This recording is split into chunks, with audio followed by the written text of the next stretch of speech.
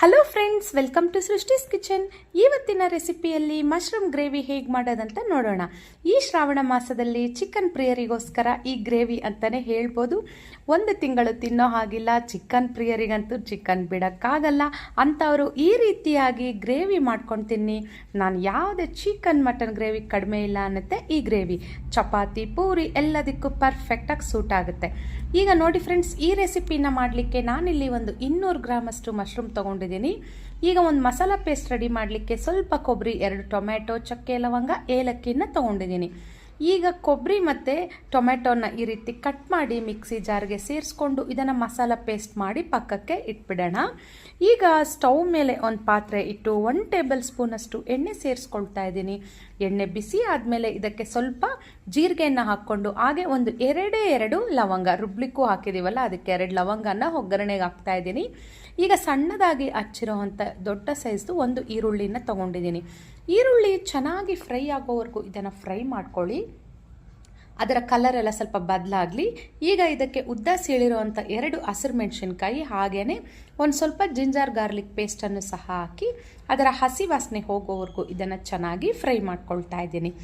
ಈಗ ಇದಕ್ಕೆ ನಾವು ರೆಡಿ ಮಾಡಿ ಇಟ್ಕೊಂಡಿರೋವಂಥ ಮಸಾಲ ಪೇಸ್ಟನ್ನು ಸಹ ಸೇರಿಸ್ಕೊಳ್ತಾ ಇದ್ದೀನಿ. ಮಸಾಲ ಪೇಸ್ಟ್ ಹಾಕಿದ ನಂತರ ಸ್ವಲ್ಪ ಎಲ್ಲ ಚೆನ್ನಾಗಿ ಮಿಕ್ಸ್ ಮಾಡ್ಕೊಳ್ಳಿ, ಎಲ್ಲ ಹೊಂದ್ಕೊಳ್ಳೋ ಥರ. ಈಗ ಇದು ಎಣ್ಣೆ ಎಲ್ಲ ಈ ರೀತಿ ಸೈಡ್ಗೆ ಬಿಡೋವರೆಗೂ ವೆಯ್ಟ್ ಮಾಡಿ. ನಂತರ ಇದಕ್ಕೆ ಅಚ್ಕಾರದ ಪುಡಿ, ಹಾಗೆಯೇ ಧನಿಯಾ ಪುಡಿ, ಹಾಗೆ ಒಂದು ಸ್ವಲ್ಪ ಗರಂ ಮಸಾಲವನ್ನು ಸಹ ಸೇರಿಸ್ಕೊಳ್ತಾ ಇದ್ದೀನಿ. ಖಾರದ ಪುಡಿ ನಿಮ್ಮ ಟೇಸ್ಟಿಗೆ ತಕ್ಕಾಗೆ ನೀವು ಹಾಕ್ಕೊಳ್ಳಿ. ರುಚಿಗೆ ತಕ್ಕಷ್ಟು ಉಪ್ಪನ್ನು ಸಹ ಹಾಕಿ 1 ಚಿಟಿಕೆಯಷ್ಟು ಅರಿಶಿನ ಪುಡಿನ ಸಹ ಹಾಕ್ತಾ ಇದ್ದೀನಿ. ಎಲ್ಲ ಚೆನ್ನಾಗಿ ಮಿಕ್ಸ್ ಮಾಡ್ಕೊಳ್ಳಿ, ಹೊಂದ್ಕೊಳ್ಳೋ ಥರ ಮಿಕ್ಸ್ ಮಾಡಿದ ನಂತರ ಈಗ ಇದಕ್ಕೆ ನಾವು ಕಟ್ ಮಾಡಿ ಇಟ್ಕೊಂಡಿರೋವಂಥ ಮಶ್ರೂಮನ್ನು ಸೇರಿಸ್ಕೊಳ್ತಾ ಇದ್ದೀನಿ. ಮಶ್ರೂಮ್ ಸೈಜನ್ನು ನೋಡ್ಕೊಂಡು ನೀವು ಕಟ್ ಮಾಡ್ಕೊಳ್ಳಿ. ಸಣ್ಣ ಮಶ್ರೂಮ್ ಆದರೆ ಹಾಗೆ ಹಾಕ್ಬಿಡ್ಬೋದು. ದೊಡ್ಡ ಸೈಜ್ ಇರೋವು 2 ಪೀಸ್ ಆಗಿ ಮಾಡ್ಕೊಳ್ಳಿ. ಮಶ್ರೂಮ್ ಕ್ಲೀನ್ ಮಾಡ್ಕೊಳ್ಳೋವಾಗ ಸ್ವಲ್ಪ ಸಾಲ್ಟ್ ಹಾಕಿ ಚೆನ್ನಾಗಿ ಉಗುರು ಬೆಚ್ಚಗಿನ ನೀರಲ್ಲಿ ನೀವು ಮಶ್ರೂಮನ್ನು ಕ್ಲೀನ್ ಮಾಡ್ಕೊಳ್ಳಿ. ಈಗ ಇದಕ್ಕೆ ನೀರನ್ನು ಸೇರಿಸ್ಕೊಳ್ತಾ ಇದ್ದೀನಿ. ನೀರು ಹೆಚ್ಚಿಗೆ ಹಿಡಿಸೋದಿಲ್ಲ, ಯಾಕಂದರೆ ಮಶ್ರೂಮ್ ಅನ್ನೋದು ಬೇಗನೆ ಬೇಯುತ್ತೆ. ಹಾಗಾಗಿ ಜಸ್ಟ್ ನಾನು 1 ಗ್ಲಾಸ್ ಅಷ್ಟು ನೀರನ್ನು ಹಾಕ್ಕೊಂಡಿದ್ದೀನಿ. ಈಗ ನೋಡಿ ಈ ಒಂದು ಕನ್ಸಿಸ್ಟೆನ್ಸಿಯಲ್ಲಿ ಇದೆ.